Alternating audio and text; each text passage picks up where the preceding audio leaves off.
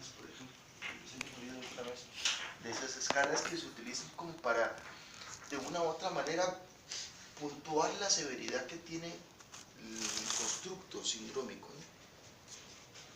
Pero entonces vamos a articular como síntomas positivos.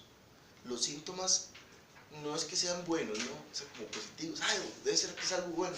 No, no, no. Es porque son llamativos. Muchas veces son los que hacen consultar al paciente o a sus familiares. Entonces, cuando los llamamos positivos es porque de una u otra manera estamos hablando de un constructo como más manifiesto. Es algo como que se hace más evidente. De una u otra manera, podría decir uno que es como un fenómeno que es el que marca la búsqueda de consulta. Entonces muchas veces cuando hablamos de síntomas positivos, lo que vamos a asociar a estos son trastornos en el pensamiento, justo como decía Chan, y alucinaciones. Es decir, que la persona puede tener ideas delirantes, y cuando decimos ideas delirantes viene de la palabra delirio. A veces no hay que confundirlo con delirium, que a veces se confunde, ¿no? Lo confundimos. El delirium como tal hace como colación a un trastorno de la atención, del estado de conciencia. Entonces a veces uno dice, es que está en un delirium, o bueno, es que todo está en un estado confusional agudo. Pero cuando utilizamos el término delirio, nos hacemos colación a una idea, es decir, es un trastorno del pensamiento que se va a caracterizar por una idea delirante, es decir, es una idea que no concuerda con la realidad. A veces uno tiene que hacer una diferenciación entre tipos de ideas. Entonces es bueno diferenciar entre una idea sobrevalorada, una idea obsesiva o una idea delirante. Si yo te preguntara a vos, Dulce, por ejemplo, ¿qué entiendes vos por idea sobrevalorada? Cuando yo te diga, es que tiene una idea sobrevalorada, ¿en qué piensas? ¿Qué se te ocurre?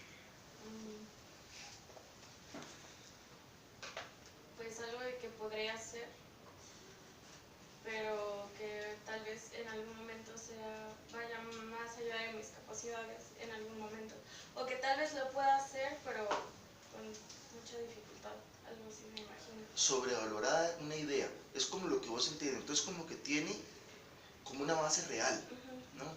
Entonces cuando hablamos de idea sobrevalorada, hablamos de una idea que surge en una visión real de las circunstancias, que puede eventualmente estar, valga la redundancia, como el término lo dice, sobrejuiciado, sobrevalorado, ¿no? O sea que tal vez se le otorga un carácter excesivo a esa idea. Por ejemplo, pues yo puedo eventualmente tener, qué sé yo, un problema depresivo quizá, y entonces pensar que tal vez las personas me devalúan o que no están eventualmente como en sintonía conmigo o que soy una carga para ellos. Es decir, de una forma u otra podría tener un constructo real que muchas veces incluso guarda relación con el estado de ánimo, pero es excesivo, ¿no? También podemos tener una idea obsesiva. Cuando yo te pregunto a vos, por ejemplo, por obsesiones, ¿qué entiendes vos, por ejemplo, cuando alguien dice, es que está obsesionado o obsesionada con algo?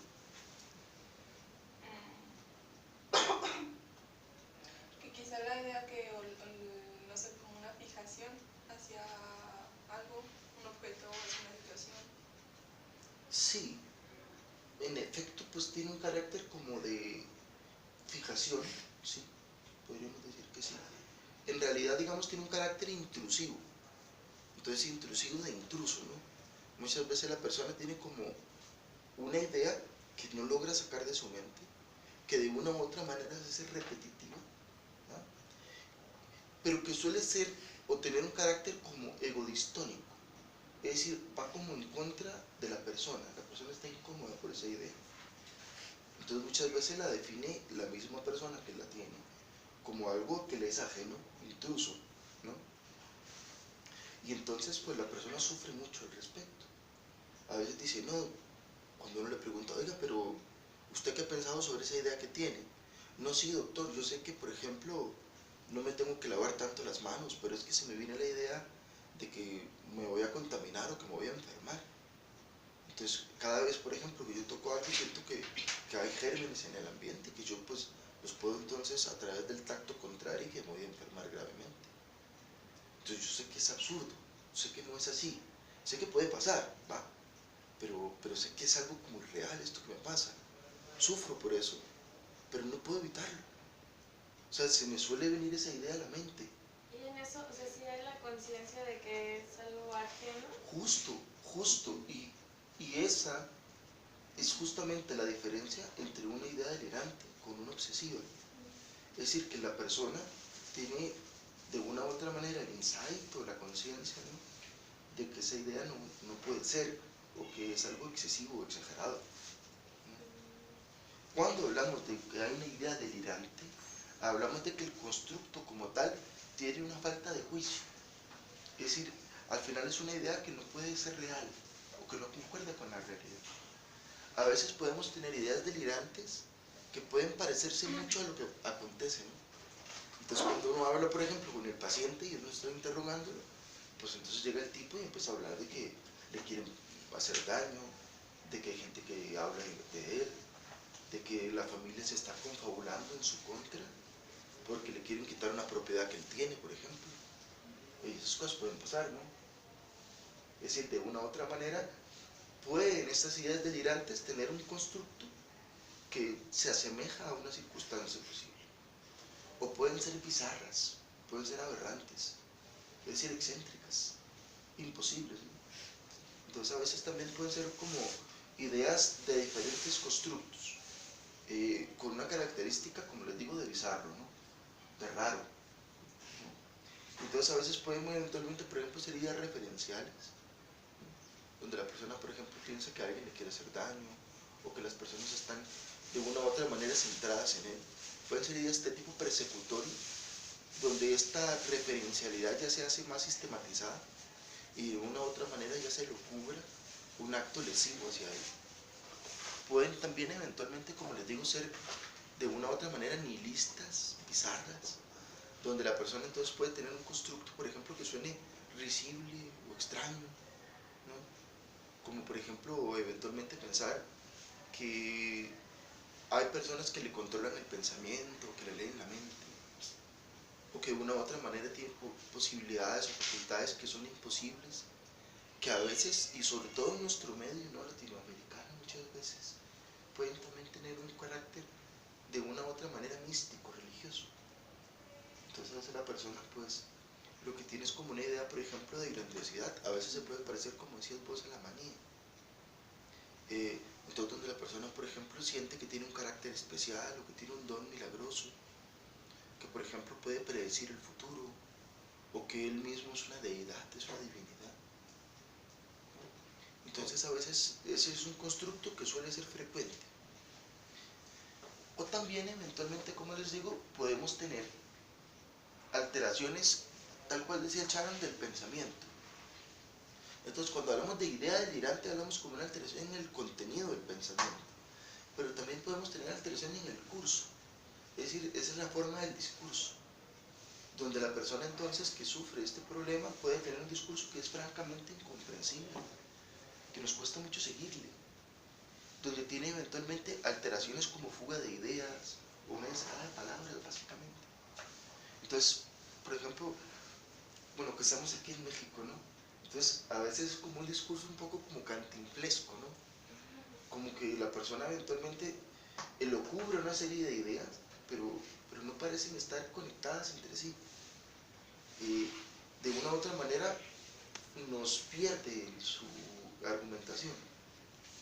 Entonces podemos entonces tener alteraciones en el curso y contenido del pensamiento, podemos tener alucinaciones, y las alucinaciones eventualmente entonces pueden ser en varios dominios, aunque por mucho, en los trastornos primariamente psiquiátricos son las alucinaciones auditivas las más frecuentes.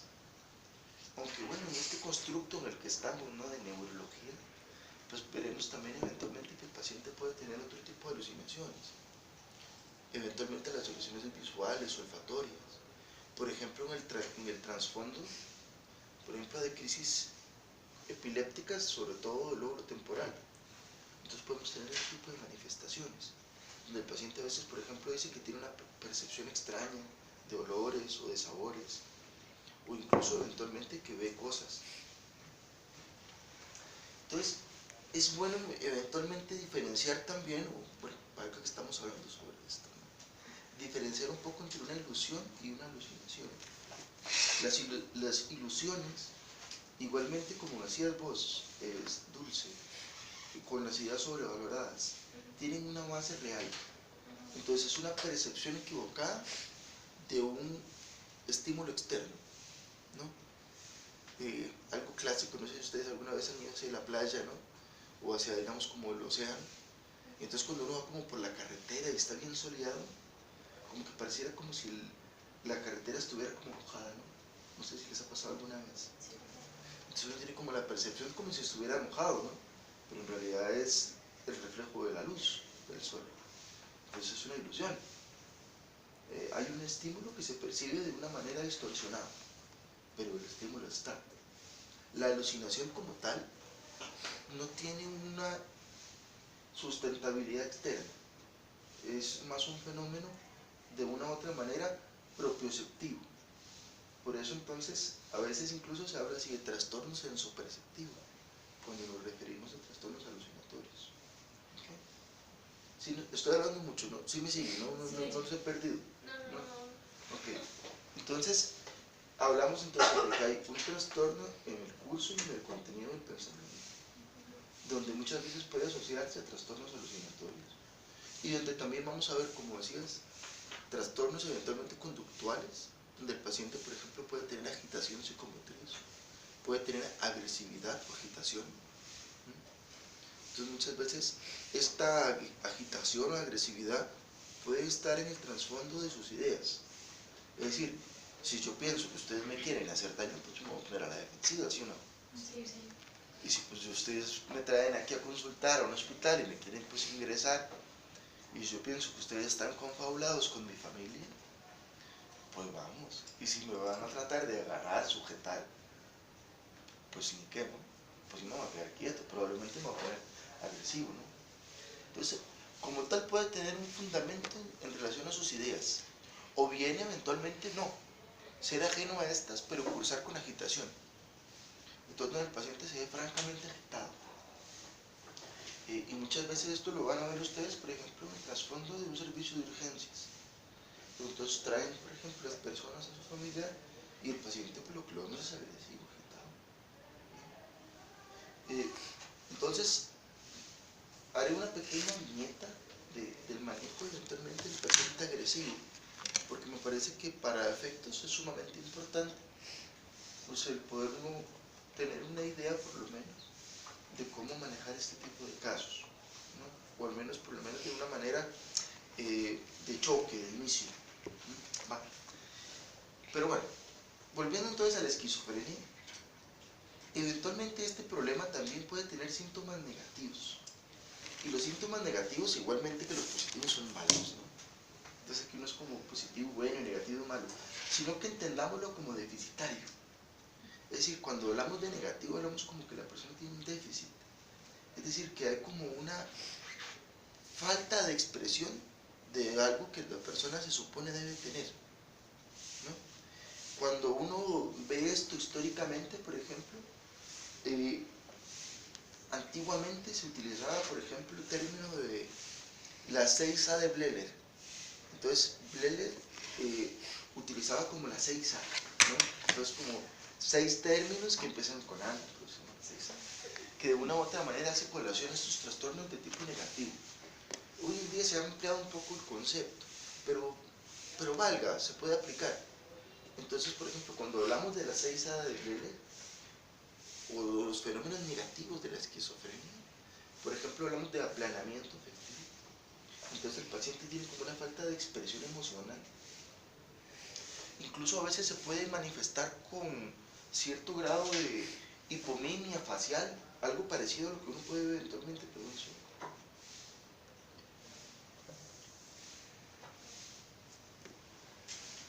A lo que uno a veces puede ver en fenómenos como por ejemplo la enfermedad de Parkinson, ¿no? Donde el paciente entonces tiene como una falta de expresión, o se habla así, incluso a veces hasta utilizan ese término, ¿no? En semiología, como la fase de jugador de póker, ¿no? Y pues, o sea que es inexpresivo.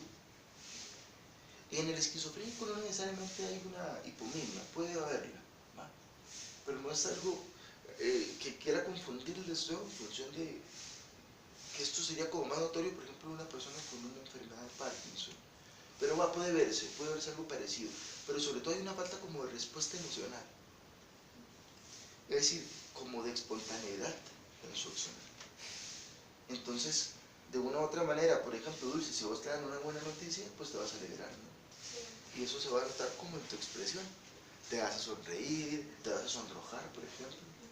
Entonces, por ejemplo, llega un muchacho que te gusta y te saluda, o te envía un recado por una de tus compañeras, probablemente te vas a sonrojar, te vas a emocionar. O si te dan una mala noticia, por ejemplo, que tu mamá se enfermó, probablemente te vas a entristecer, te vas a preocupar. Bueno, este tipo de pacientes suele tener como una falta de respuesta emocional a ese tipo de factores externos. Entonces son personas como un poco distantes, ¿no? Eso es como lo que podemos entender como ese aplanamiento afectivo. También el paciente puede tener asociabilidad, es decir, hay como una pérdida de esa búsqueda como de socializar, ¿no? Al final y al cabo, pues los seres humanos somos animales sociales y buscamos de una u otra manera establecer vínculos. Entonces casi siempre estamos como monitorizando, ¿no?, a los otros. De una u otra forma es como esto que hablan eventualmente ahora con otros términos, ¿no?, de metacognición o teoría de la mente. Bueno, donde quiera lo pueden leer eventualmente y encontrarán un poco como estos términos que hablan un poco como de cierta búsqueda empática de establecer vínculos. Bueno, estos pacientes tienen una pérdida como de esa volición, de esa voluntad. Y entonces suelen tener relaciones interpersonales escasas. Por lo general no tienen familia, perdón, no tienen pareja o no desarrollan su propia familia, más allá de su familia de base. O las relaciones que suelen tener son un poco distantes. ¿Okay? Esto no necesariamente es en todos los casos. Es decir, no todos los pacientes van a tener todos los constructos sindrómicos o sintomáticos.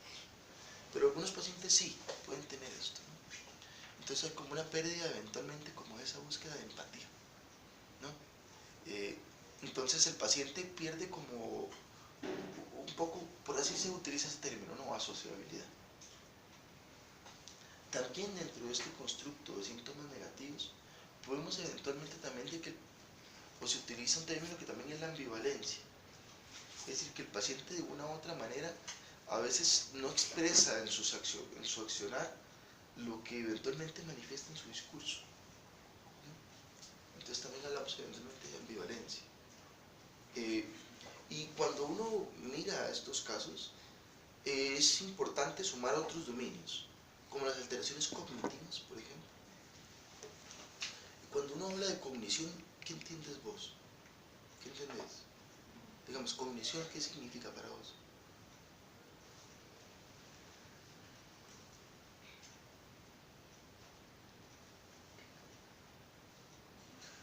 No, nunca lo has oído. Sí, sí lo has escuchado. Muy bien. Dime, ¿vos qué entiendes cuando alguien dice, por ejemplo, es que tiene una alteración cognitiva? De entendimiento, de comprensión. Pues sí, está relacionado, ¿sí? ¿Qué más? ¿Qué más se te ocurre? Relación entre una cosa y otra, tener un criterio. Pues sí, está vinculado a eso, sí. Pues ¿qué entiendes? Digamos, cuando alguien dice, es que tiene un trastorno cognitivo. Sí, también lo veo relacionado con el aprendizaje o a ese proceso de pensamiento. Muy bien, en efecto. De una u otra manera está vinculado tanto, como decías vos, al juicio, ¿no?, como esa capacidad de eventualmente juzgar el medio externo, como eventualmente que hay trastornos en el pensamiento y en el aprendizaje o la memoria. Entonces, cuando hablamos de cognición, hablamos como que son todos esos dominios mentales superiores que nos permiten de una manera poder elucubrar ideas para interaccionar de una manera adecuada con el medio externo, entendiendo nuestro medio interno. Es decir, entonces está vinculado a nuestro pensamiento, está vinculado eventualmente a nuestro aprendizaje, a nuestra memoria, está vinculado también eventualmente a nuestra capacidad de abstracción, de cálculo. ¿Okay? Entonces son todas estas facultades mentales como superiores, que de una u otra manera pues están más articuladas aunque no exclusivamente como a nivel cortical. Aunque como digo, no exclusivamente. Pero entonces, de cierta manera vamos a hablar entonces cuando hablamos de cognición, por ejemplo, entonces de la pérdida de memoria, los olvidos, la dificultad en el aprendizaje, eventualmente en el enlentecimiento en el pensamiento. Eventualmente también podemos asociar a ello cambios efectivamente que van a estar vinculados a un mal juicio, como un mal desenvolvimiento que la persona puede tener. Entonces, pues esto lo podemos ver en un montón de enfermedades, ¿sí o no? Más ahora ustedes que están aquí en el Instituto de Neurología. Es decir, muchos de los pacientes que van a eventualmente a tratar, pues tienen ese tipo de problemas. Y esto es relacionado, por ejemplo, a un trauma craneoencefálico, por ejemplo. Entonces, es un paciente que eventualmente puede tener un síndrome de frontalización, puede tener un síndrome que se habla como disejecutivo, por ejemplo.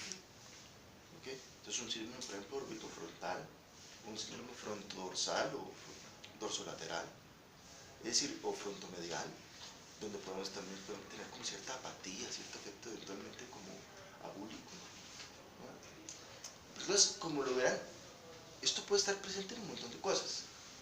Cuando uno, por ejemplo, tiene el abuelito que se le está demenciando, va a tener trastornos de ese tipo. Entonces, pero en el esquizofrénico es algo distinto. Esto tiene un carácter como más transitorio. Pueden eventualmente cronificarse esos aspectos cognitivos de una esquizofrenia, sobre todo en uno de los subtipos que es muy grave, que se llama hebefrénica o desorganizada. Pero muchas veces son transitorios e incluso guardan relación a un brote psicótico. Entonces, vamos a tener entonces en global un aspecto que va a guardar alteraciones entonces en el pensamiento, ¿no?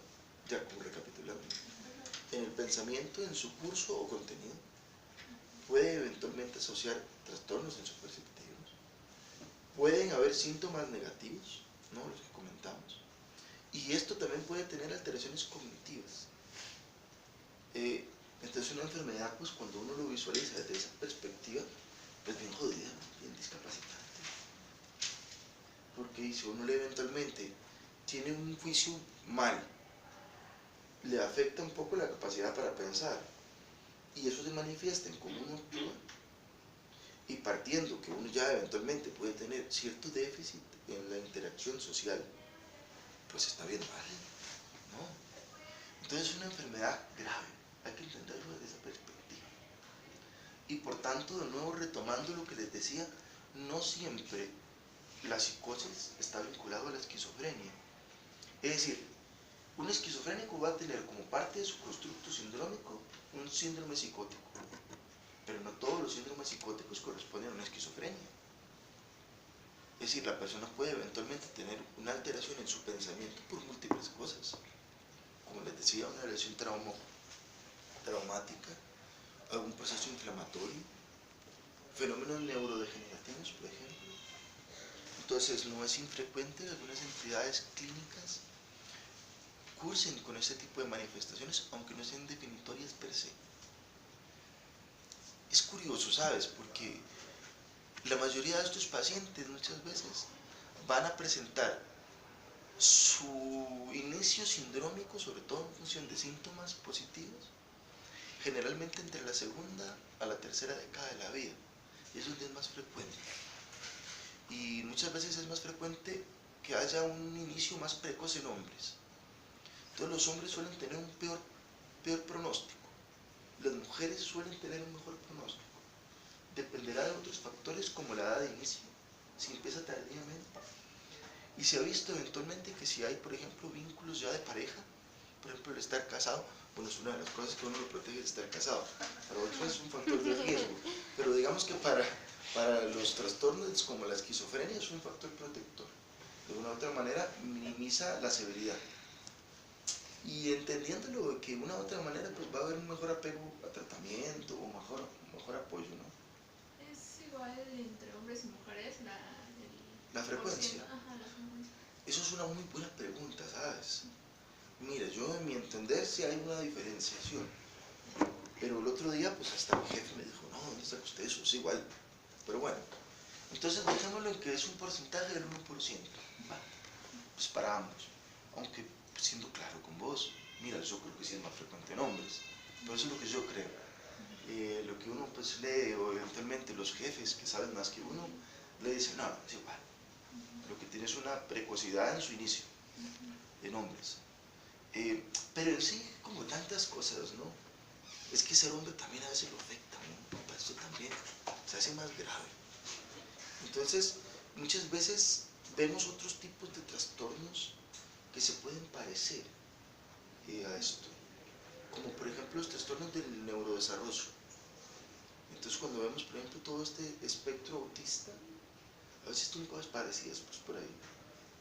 Y entonces uno ve que también eso sí es más frecuente en hombres, ¿no? Las mujeres tienen como, muchas veces, cuando presentan este tipo de problemas, está más enfocado en algo que se llama como síndrome de Rett, que es algo relativamente infrecuente, o eventualmente en el trasfondo de una limitación intelectual de base. Entonces que la persona pues ya tiene un retardo mental o una limitación, digamos, que de cierta forma es basal, y bueno, si esto se hace como severo o profundo, puede asociar ese tipo de constructos. ¿Sí se puede llegar a desarrollar en la niñez? La esquizofrenia es muy infrecuente, sí puede darse. Hay algo que se llama, mira, los dos extremos de la vida es poco frecuente.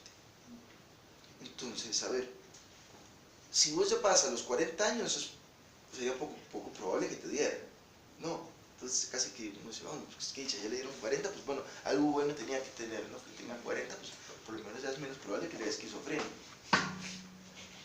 No significa que no pueda dar, pero es mucho menos frecuente.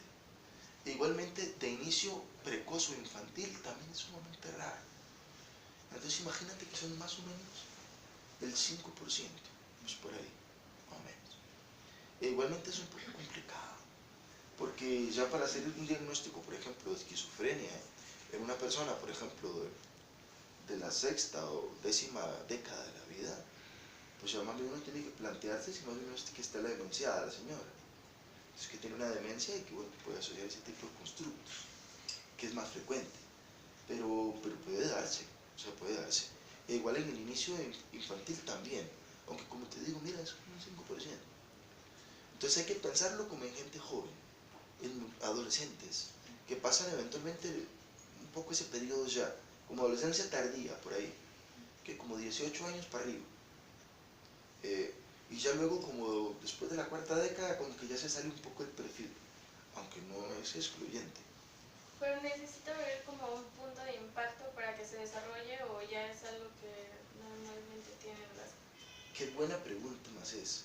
Sí, eventualmente es una cosa que muchas otras personas ya se han preguntado igual que vos. Pues mira, sí, de cierta manera puede haber algún detonante, aunque no es exclusivo. Estamos hablando de un proceso que tiene un carácter genético. Entonces, si hay un basal eventualmente y se articula a través de la parte genética, se ha asociado a diferentes factores, entonces hablamos como un fenómeno como más, de una u otra manera, como poligenético, que tiene múltiples genes implícitos, no hay así como algo que pueda uno decir, bueno, este es el gen de la esquizofrenia, ¿no? Entonces, vamos a darle un cariotipo a todos y el que tenga este, pues probablemente es que le va a dar. Pero sin duda alguna, entonces, un factor, por ejemplo, de riesgo es el tener familiares de primer grado con esquizofrenia. Entonces, por ejemplo, si tus papás o tus hermanos tienen esquizofrenia, vamos, es un factor de riesgo.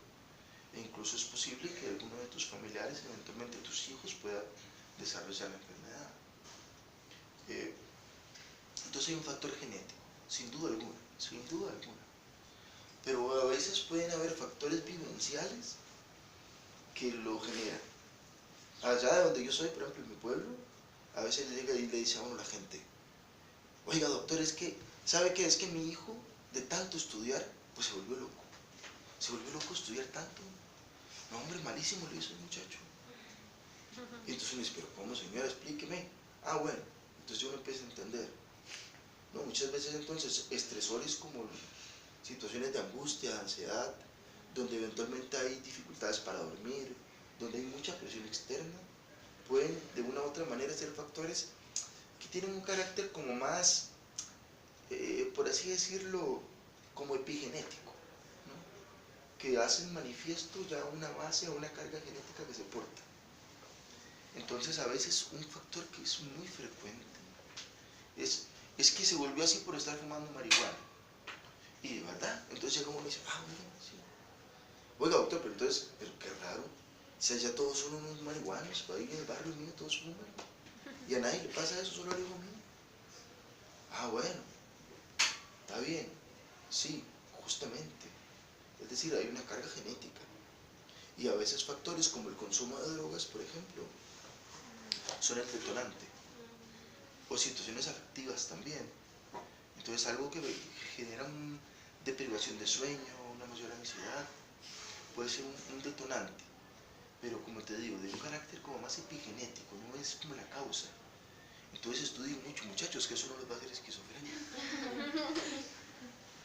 Y de fumar marihuana, pues yo no se lo recomiendo, pero bueno, ya eso es cuestión de cada uno. Dime. Bueno, es que estaba leyendo un artículo y mencionaba como algunas alteraciones, bueno, que se pensaba que había algunas alteraciones como estructurales en el cerebro que la detonaban. Sí, hay muchos estudios que eventualmente terminan estando vinculados a ciertas características morfológicas, ¿no? De alteración encefálica.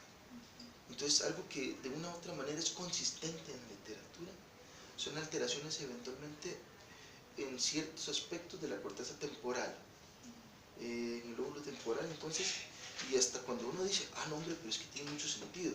Si mire cómo los epilépticos que tienen justamente un foco epileptógeno temporal suelen tener síntomas parecidos.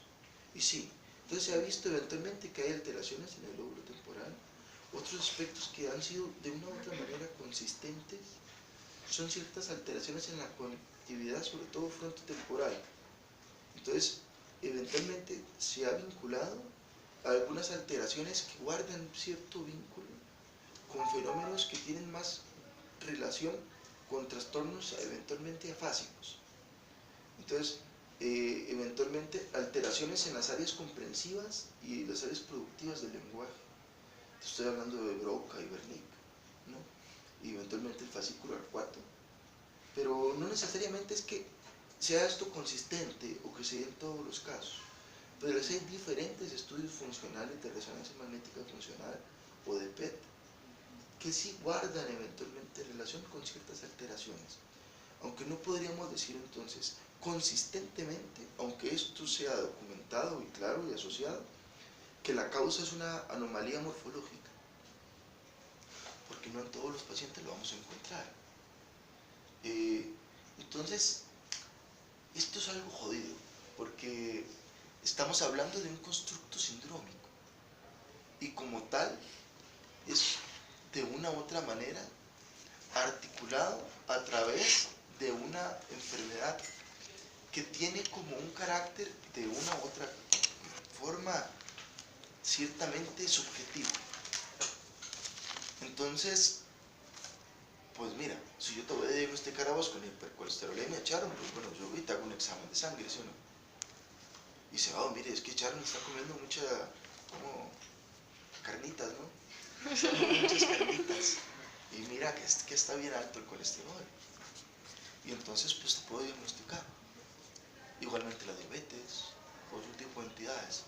Pero yo no te puedo hacer un mapeo para decir, ah, es que Sharon tiene esquizofrenia.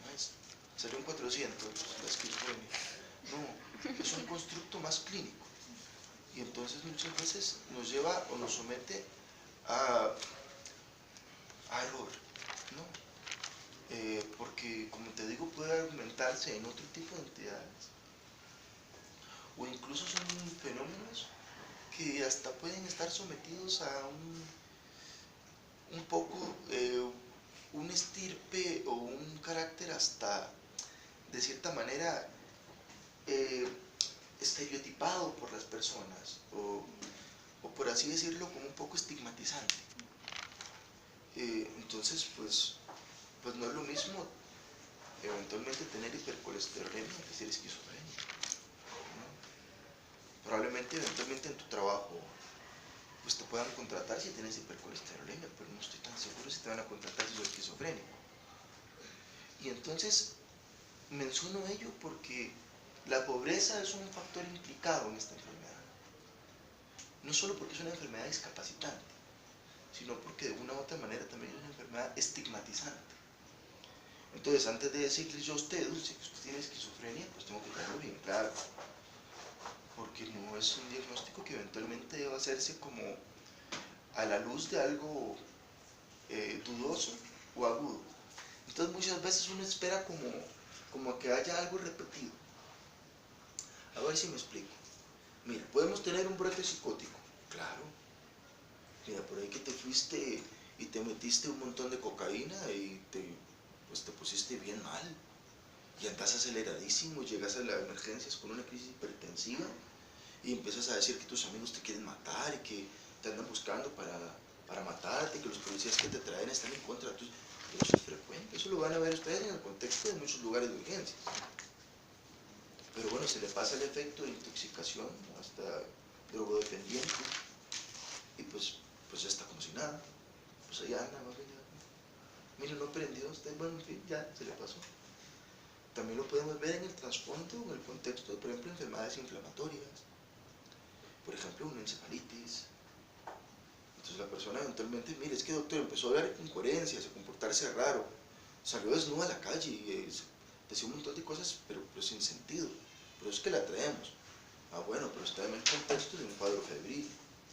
Hay eventualmente signos y síntomas neurológicos duros en la exploración que pueden estar asociados. Entonces, no, es que esquizofrenia lo que tiene es eventualmente una infección del sistema nervioso central. Y mire cómo salió la punción lumbar, súper alterada. Lo que tiene es una encefalitis. O eventualmente podemos también verlo en el trasfondo de otras enfermedades psiquiátricas. Entonces, por ahí que uno está deprimido, está bien mal, bien jodido, lo dejó la mujer, la mamá no se le murió, anda mal en el trabajo, nadie lo quiere, y, pero una mala cosa. Entonces la persona está bien deprimida, bien triste, y empieza a cambiar su estructura de pensamiento también. Y eventualmente puede desarrollar síntomas psicóticos. Sí, claro, eso puede dar. Entonces a veces también está ese constructo, ¿no? Un trastorno depresivo severo con síntomas psicóticos. Pero la esquizofrenia como tal es otra cosa. Lo que quiero dejarles muy claro es que estamos hablando de un fenómeno crónico. Es decir, uno no es, es que ya se me curó la esquizofrenia, ya se me pasó. No, no es así. Sino que puede entonces, puede no, por definición, tiene un carácter crónico y que puede darse en fenómenos de crisis. Cuando uno ve este constructo, a mí, perdón, un segundo.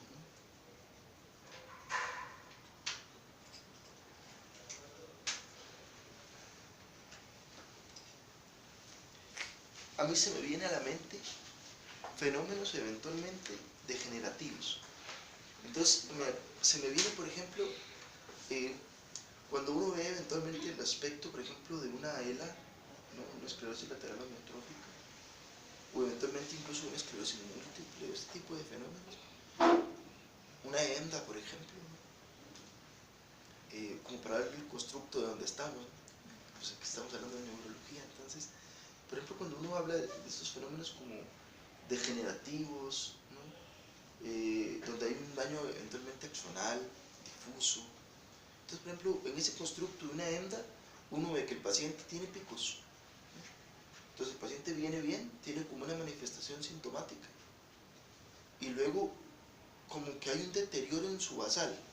Es decir, mejora mucho, pero ya no vuelve a ser el mismo que antes. Aquí pasa algo parecido. Entonces, cuando el paciente tiene como sus procesos psicóticos, no quiero ser como muy especulativo, pero de una u otra manera uno podría vincular eso a que entonces estamos hablando de que hay algo que está pasando, hay un fenómeno probablemente, insisto, un poco especulativamente, pero bueno, hay varias teorías al respecto, probablemente incluso está inflamatorio en el cerebro, porque ese tipo ya no volvió a ser el mismo. Y mira, es que Dulce se puso mal y es que ya no volvió igual, mejoró mucho, ya no habla incoherencias, ya no se comporta raro, ya no habla sola, ni se ríe sola. Bueno, a veces se ríe sola, pero bueno, es porque se acuerda de cosas. Pero entonces ya no habla extraño, ¿no? Y se ve mejor. pero ya le cuesta más la escuela, ¿no? Ya no es igual en la universidad. Algo pasó. Entonces la esquizofrenia suele tener ese carácter. Pueden haber brotes, pero eso se llama así como brotes psicóticos, y suelen eventualmente haber fenómenos que van mellando un poco la funcionalidad del sujeto. Entonces ya se vuelve una persona como con un problema que le imposibilita vincularse adecuadamente con el medio. Pues muy bien, ya para aterrizar un poco en algo como más concreto, el paciente agitado. Entonces usted llega al servicio de emergencia, usted está nombrada ahí como enfermeras, ese es el primer día que usted tiene ahí nombrado, usted está muy contenta, feliz de la vida, está con su coffee es, ¿no? No, porque ya no usan coffee, se ven bien, bueno, a mí no me gusta, en fin. Entonces usted está ahí como pomposa y muy, muy feliz, ¿no? Su primer día de nombramiento y así como enfermera titulada, y les llega a usted un paciente agitado, agresivísimo, que pasa escupiendo, volando patadas y golpes. Y pues eso es un estreno, ¿no? Pues entonces, como las van a estrenar en ese sentido, es bueno entender un poco. El paciente agitado puede tener múltiples factores que lo tengan así. Uno de ellos puede ser un estado psicótico, pero bien eventualmente puede ser un paciente que tenga, como les dije anteriormente, un fenómeno inflamatorio en el cerebro, un fenómeno eventualmente de intoxicación, o puede presentarse en el trasfondo de una persona que simplemente está agresiva, sin que esto medie en que tenga un trastorno mental. Entonces, pues si la enfermedad siempre fuera, si la agresividad siempre fuera patológica, pues estaría mucha gente aquí tratada, ¿no? Probablemente las cárceles estarían totalmente vacías. Entonces pues, patologizamos a todo el mundo, ¿no?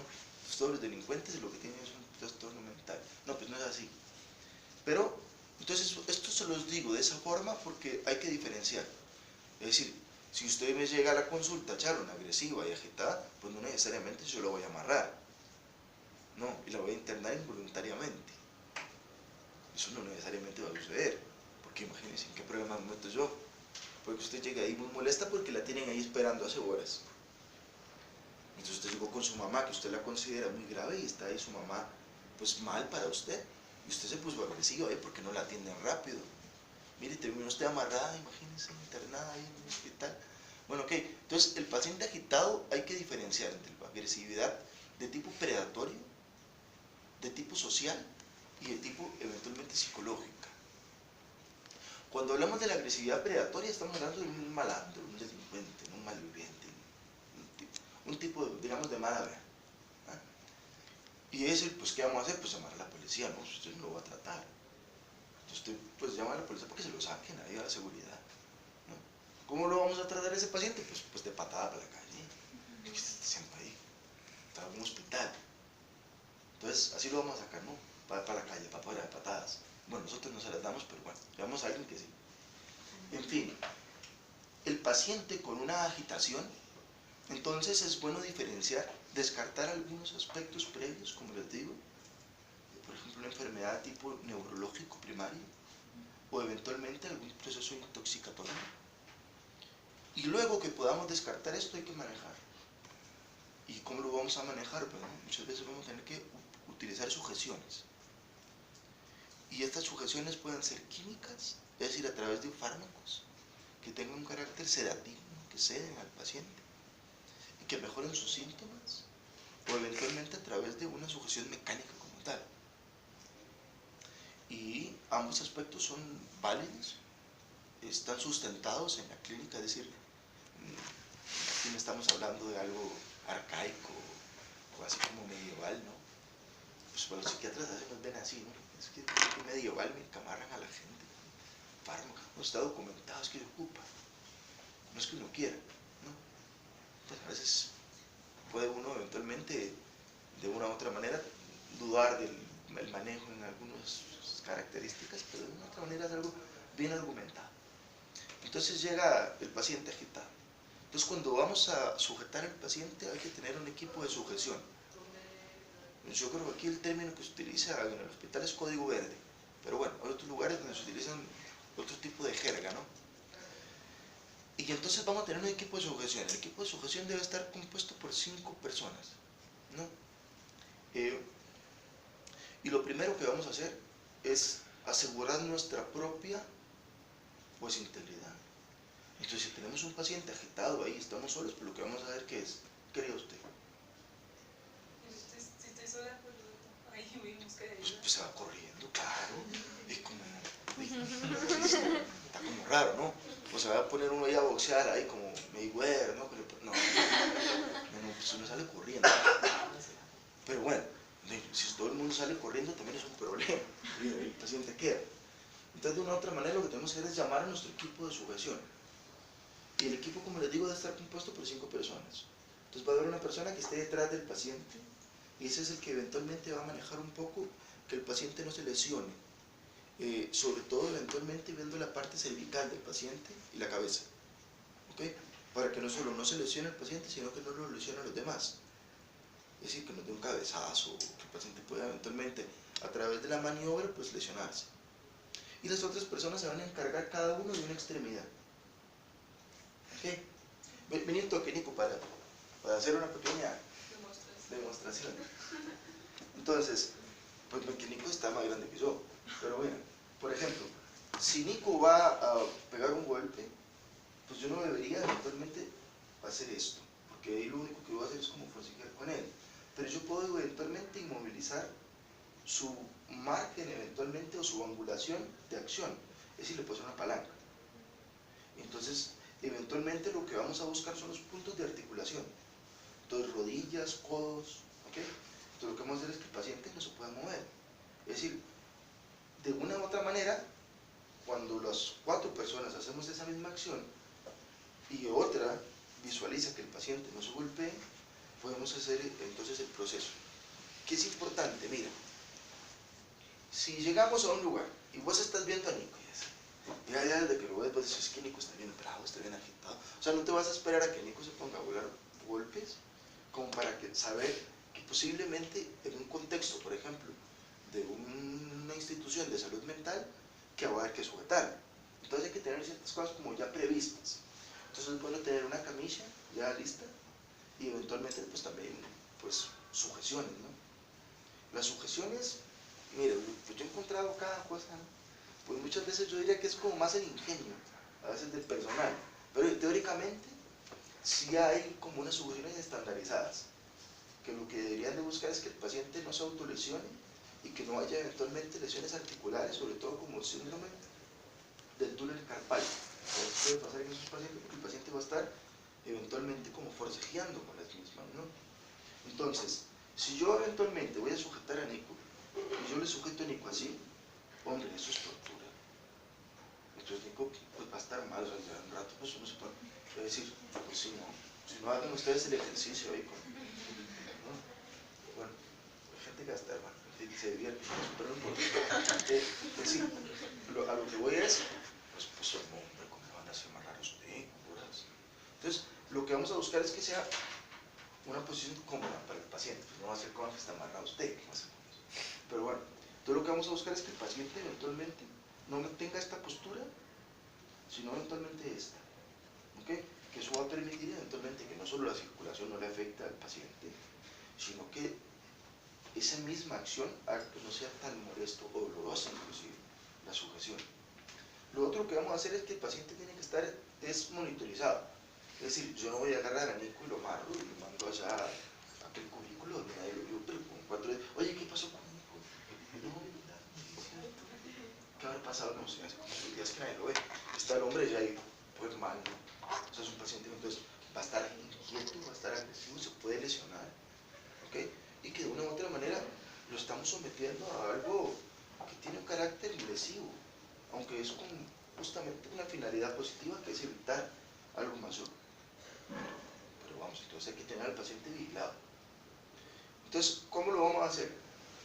Cuando el paciente viene, el paciente va a estar muy agitado y el paciente no va a decir, ay, ustedes me van a amarrar, ¿dónde me pongo? No, eso no va a suceder, generalmente no. Pero sí es bueno decirle al paciente, mire señor, usted está aquí en una institución mental y hay que internarlo. Ya con el equipo ahí, eso no lo va a hacer usted solo. ¿Okay? Entonces muchas veces, bueno, eso es mi experiencia, mire que sí funciona. O sea, frecuentemente el paciente, pues mira, es tan psicótico, pero no necesariamente eso significa que no pueda haber algunas cosas. Entonces muchas veces el paciente dice, no, sí, yo mejor me dejo porque si no me van a someter, y son muchos. Entonces el paciente muchas veces se tranquiliza. Entonces es bueno decir, ya con el equipo ahí, mire señor, necesito que ya me colabore, le vamos a poner un medicamento para que usted se calme, ¿okay? Entonces venga aquí, lo vamos a inyectar y en esa camilla, ¿okay? Y inicialmente se le va a sujetar. Ya cuando está el equipo de sujeción, entonces es bueno sujetar al paciente, es decir, no jugarse el chance. A veces pasa eso, ¿no?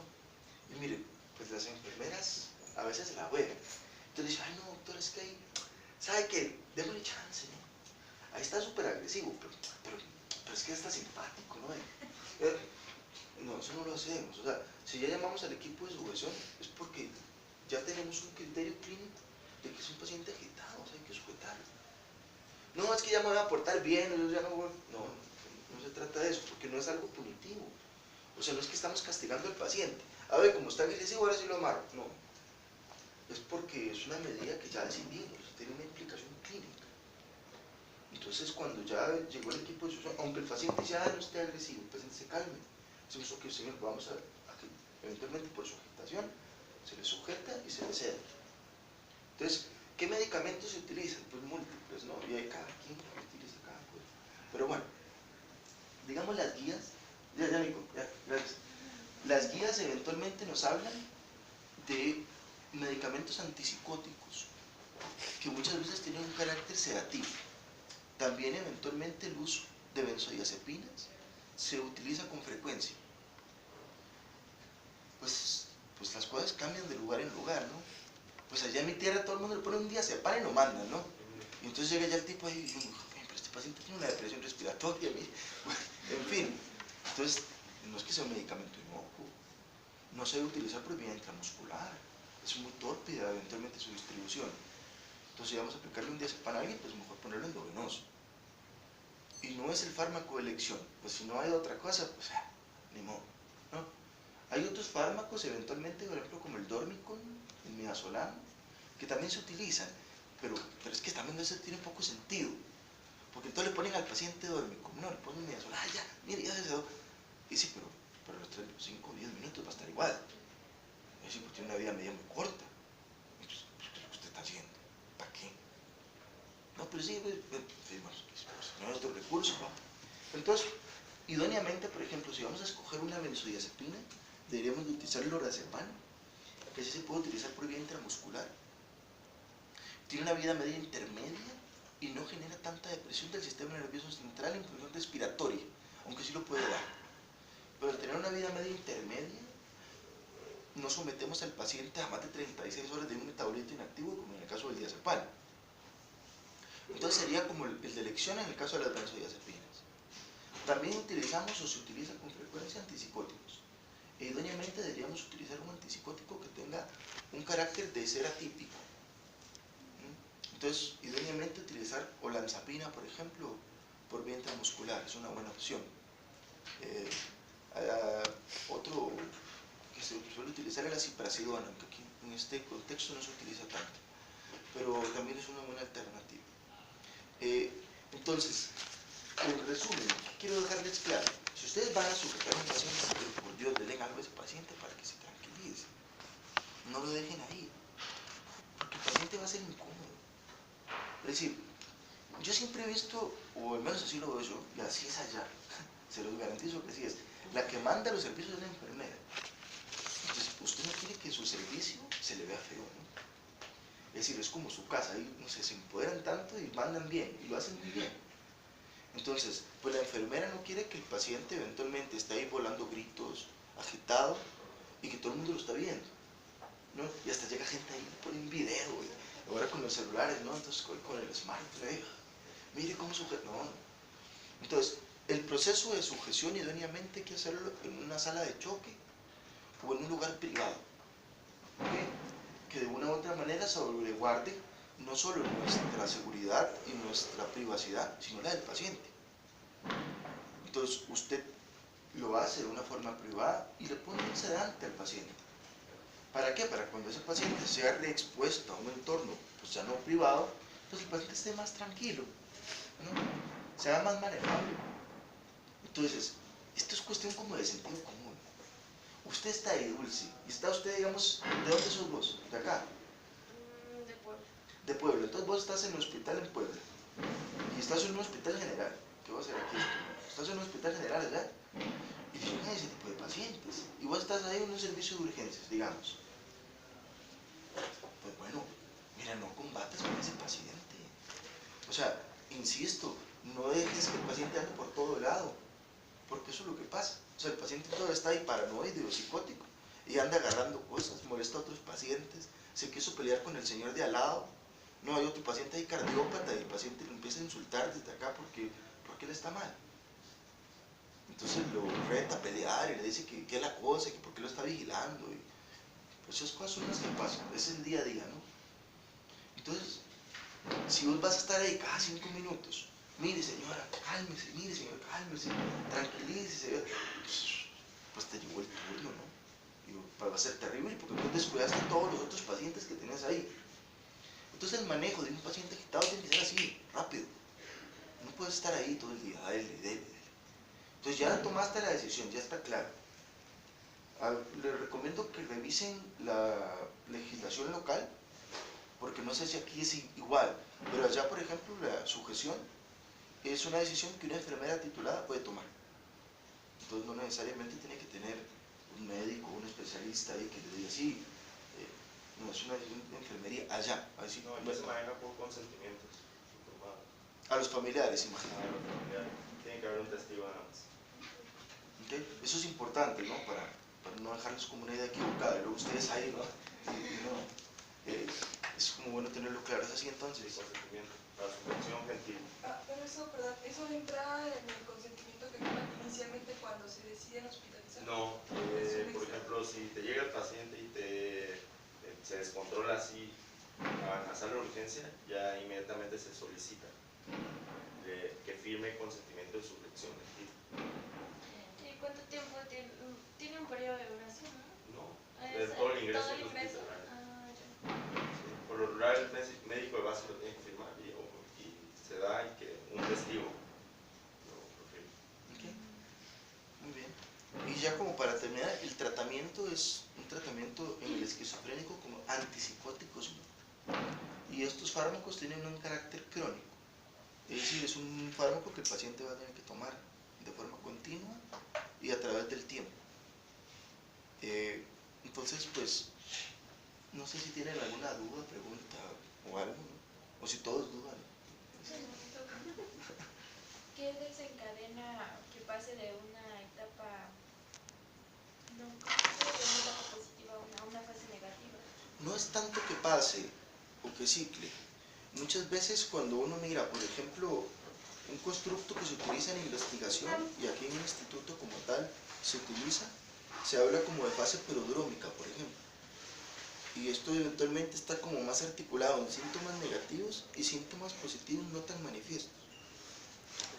No es tanto como que el paciente pase de una fase a otra, sino que lo que sucede es que los síntomas positivos, que muchas veces cursan con agitación, son como lo que lleva a consultar al paciente, ¿no? En otro contexto, y tal vez yéndome más allá de tu pregunta,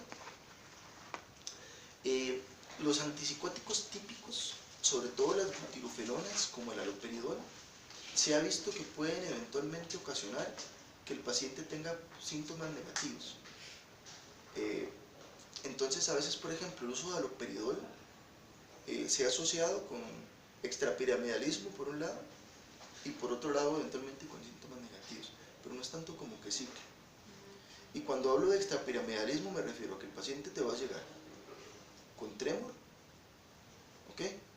Rígido, es decir, hay bradiquinesia, hay trémor distal muchas veces, y eventualmente también pueden haber otras reacciones, como se llaman, por ejemplo, una crisis distónica aguda, donde el paciente entonces llega con una contractura generalizada y dolorosa, ¿ok? Entonces el paciente llega así, ¿no? Y entonces le dicen a usted, uy doctor, mire qué grave que está mi paciente, ¿no? Mi familiar, no ve que lo trajeron, y es que el otro día lo trajeron aquí, le pusieron una inyección y no ve cómo lo dejaron. Ah, bueno, sí. Entonces lo que vamos a utilizar es algún tipo de antiparkinsoniano, por ejemplo el viperideno y el aquinetón. Entonces, como los medicamentos actúan sobre dopamina, ¿ok? Entonces la mayoría de los antipsicóticos van a tener un efecto bloqueando la dopamina, ¿ok? Aunque hay el mecanismo es un poco más complejo, pero bueno. Entonces tienden a bloquear dopamina y entonces como parte de los efectos secundarios pueden dar eso. Pero no es tanto como que el paciente cambie.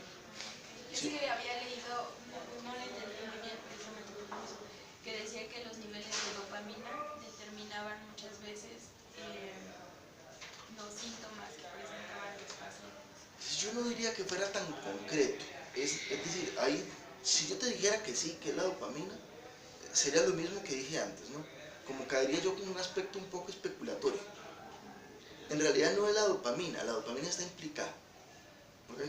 Entonces, si los niveles de dopamina se ha visto que consistentemente suelen eventualmente estar elevados en síntomas psicóticos y que otras entidades clínicas que pueden cursar con ese fenómeno presentan síntomas similares, que el medicamento por lo general actúa sobre una inhibición dopaminérgica a nivel del sistema nervioso central y que por tanto mejora ese tipo de sintomatología.